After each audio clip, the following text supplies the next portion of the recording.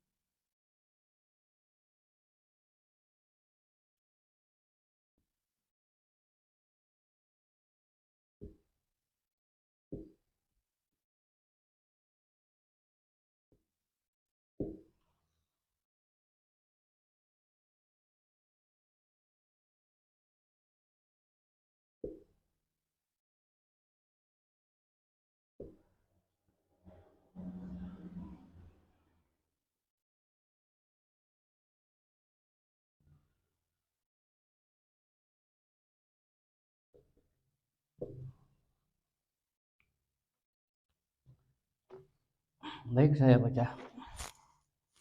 Wal waliyu huwal arifu billahi wa sifatihi.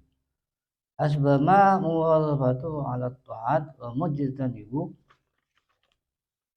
anil ma'asi was sayyiat wal mu'ridu anil inhimaki fil ladzati wasyahawat. Wal waliyu, adapun yang dinamakan wali, wal arifu adalah orang yang kenal billahi kepada Allah. Ini yang satu. Yang dinamakan wali adalah orang yang kenal kepada Allah. Wa sifatihi, dan kedua sifatnya Allah.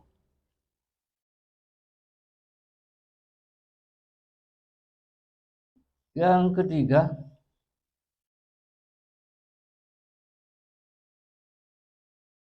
ya, wal arifu billah wa sifatihi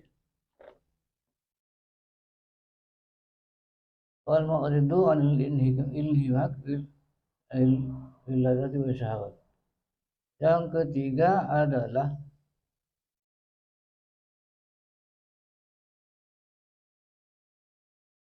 selamat dari terhanyut di dalam lazat, keenakan dan syahwat.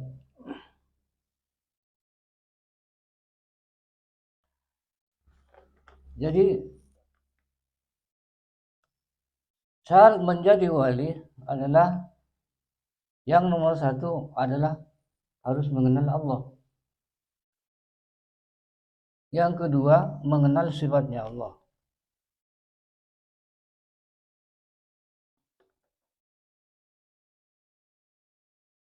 Sehingga dengan mengenal sifatnya Allah dapat melaksanakan taat dan meninggalkan larangan maksiat dan maksiat dan kesalahan. Yang ketiga adalah berpaling daripada terhanyut dalam keenakan dan syahwat.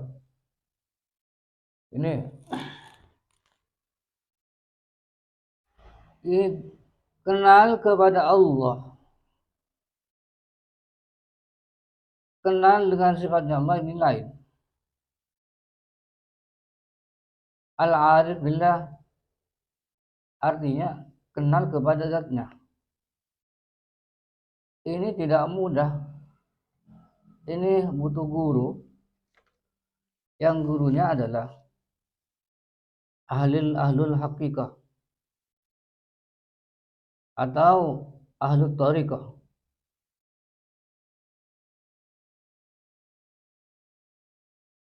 Yang kedua al-arif bisifatih. Adapun gurunya orang-orang yang mengerti tentang sifatnya Allah.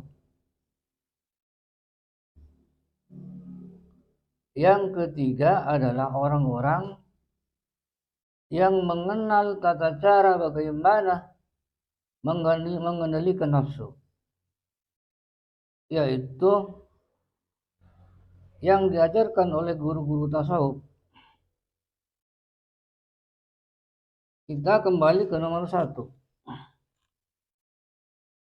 Nomor satu ini harus mengenal Allah. Bagaimana caranya? Cara yang mudah adalah seperti disabdakan oleh Rasulullah sallallahu alaihi wasallam. Afdalul iman an ta'lama anna Allah ma'aka aynama kunta. Rawahu Tabrani. Lebih utamanya iman adalah harus tahu sesungguhnya Allah bersama kamu di mana kamu berada.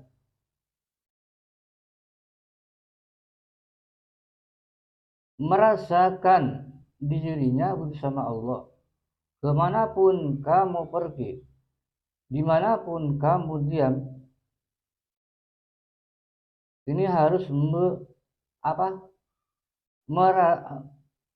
yakin bersama Allah, tahu bahwa dirinya bersama Allah.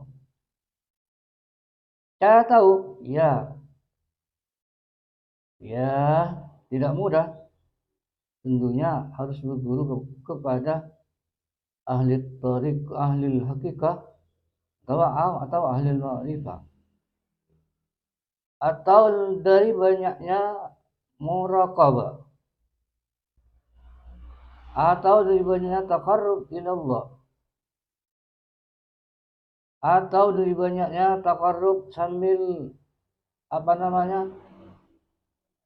zuhud, sambil mengurangi makan dan minum, atau khalat, menepi. Itu caranya. Kalau tidak mampu mengerjakan seperti ini,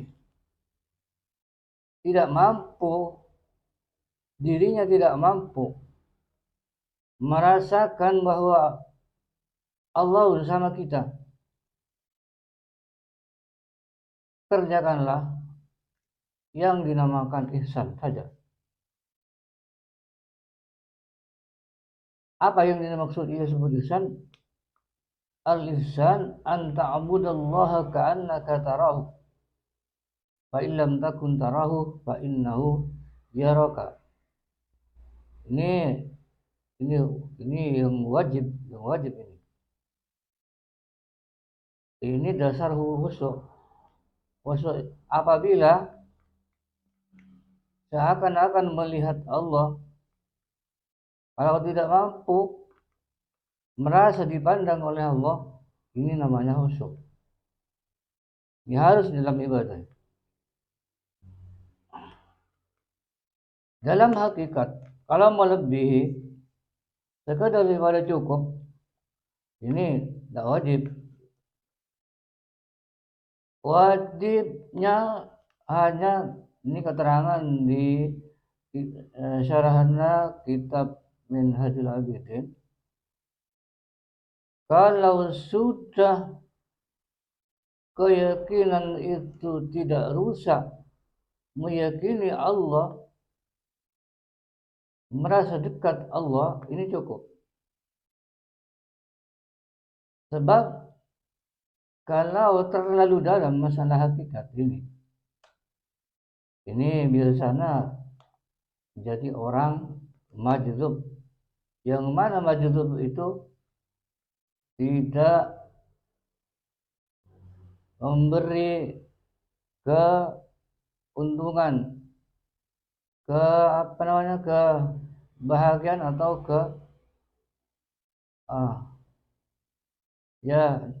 keberkahan bagi orang-orang lain karena hanya untuk dirinya sendiri.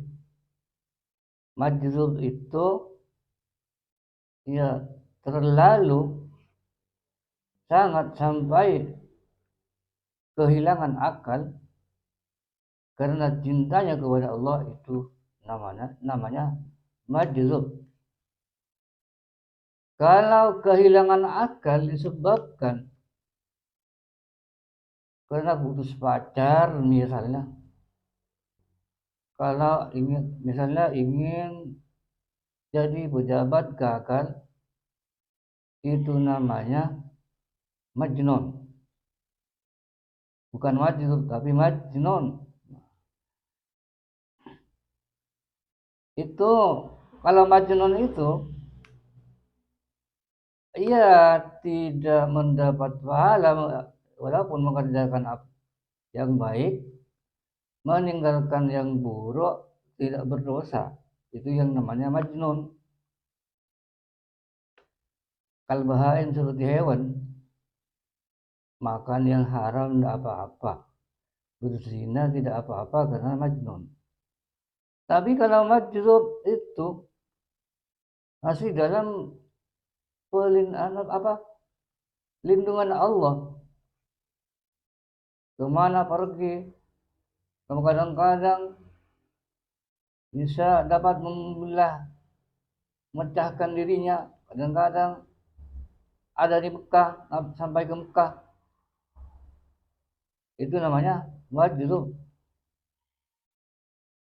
Ini saya bukan orang majnun, tapi ingin tahu bagaimana caranya menjadi wali. Karena tentunya semua orang ingin. Karena wali itu dijamin masuk surga. Ala inna awliya Allahi la khawfun alaihim walahum yahzanun. Ada ayat lain, innal ladzina qalu rabbuna Allah tatanazzalu alaihimul malaikatu alla takhafu wa la tahzanu wa basyiru bil jannati allati kuntum tu'adun. Kalau orang banyak menyebut nama Allah sehingga mencapai wali Allah, kekasih Allah, apabila ajal hampir tiba, itu malaikat turun dari langit memberi kabar gembira. Wabsyiru bil jannati allati kuntum tu'adun, memberikan kabar gembira bahwa dirinya akan mendapat surga. Diperlihatkanlah pada orang tersebut tempatnya di dalam surga. Itu kan ingin dicintai Allah atau ingin menjadi wali. Ini karena surga itu adalah tempat terakhir bagi orang-orang mukmin yang kekal, yang abadi. Kalau di dunia ini kan dibanding dengan kehidupan di akhirat adalah seperti kalau ada KWP sebentar lagi berangkat, pulangkan kepada Allah. Yarji'un, kembali kepada Allah. Kita hidup di dunia ini merasa milik Allah, merasa miliknya Allah. Inna lillahi, sesungguhnya kita adalah milik Allah. Wa inna ilaihi raji'un, dan sesungguhnya kita ini apabila mati kembali kepada Allah. Jadi kalau ada orang mati yang baik, jangan pakai inna lillahi wa inna ilaihi raji'un. Inna lillahi wa huwa, kalau laki-laki, ilaihi raji'un, atau perempuan wahya ilaihi raji'un. Ini yang batas, karena tidak mati semua. Kalau mati bersamaan, wa inna ilaihi raji'un. Atau ashabun musibah boleh mengatakan inna lillahi wa inna ilaihi raji'un. Kalau hanya orang takziah melawat muazzir, ini kurang pantas mengatakan inna lillahi wa inna ilaihi raji'un, karena masih hidup, belum mati, belum berangkat ke Tuhan. Yang berangkat adalah orang yang telah meninggal. Inna lillahi wa huwa ilaihi raji'un. Yang pantas, tidak apa-apa.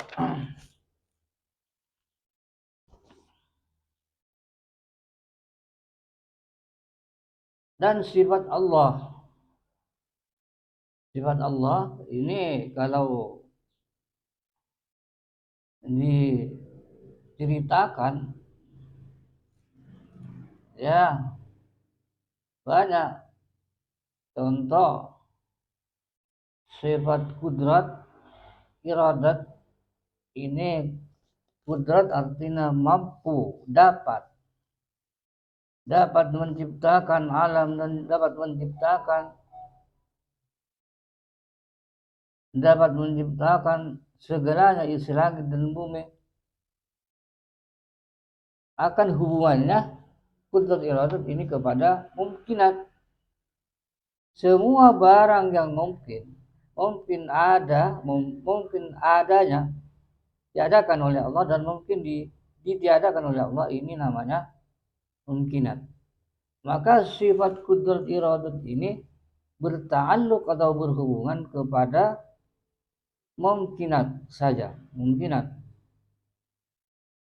Tidak berhubungan dengan mustahilat.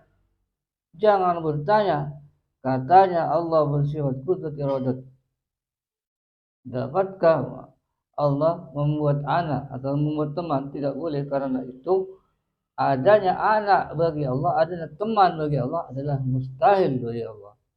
Maka sifat kudrat iradat itu tidak berta'alluq kepada mustahilat, hanya berta'alluq kepada mungkinat saja. Sama basar itu lain ta'alluqnya, kerjanya sama dan basar. Sama ini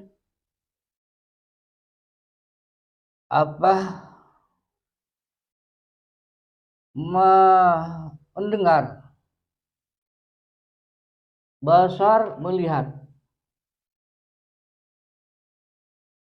Apa yang didengar Allah, apa yang dilihat Allah, ialah semua barang yang ada, maujudat, yang ada, yang sudah diadakan oleh Allah, ini dilihat oleh Allah. Kayak dirinya kita harus merasa, didengar. Kalau berbicara buruk atau baik, merasa didengar oleh Allah,